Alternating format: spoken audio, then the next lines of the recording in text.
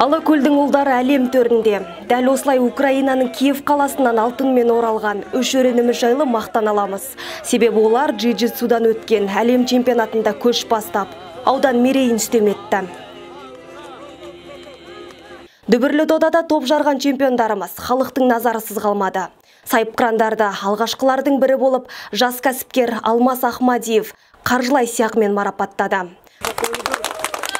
Артынша аудандық мәслихат депутаты Алмат Есенбеков пен Тарлан спорт кешенінің басшысы Бірлік Жампейісов, жомарт жерлесіміз Нұрлан Николаевичтің атынан жігіттерді құттықтап, бапкерлер мен чемпиондардың әрқайсысына 100 000 теңгеден марапат ұсынды.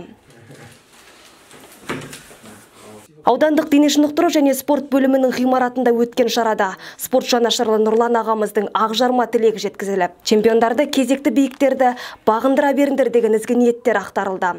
Көп замай аудандық фермерлер ассоциациясының мүшелері, ауыл шаруашылығында жүрген атпал азаматтар бірігіп, Айбол Ахметовқа ат мінгізді.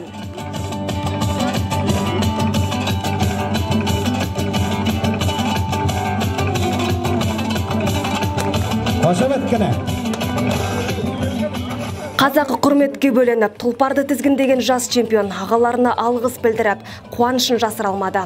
Ел ерлерін елеп, осындай құрмет көрсетуі алакөлдіктердің тектілігінің көрінісі деп білеміз.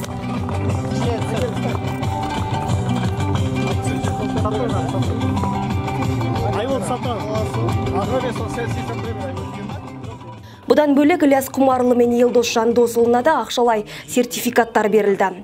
Құрмет пен сияпат бұнымен аяқталып қалмайды деген ойдамыз.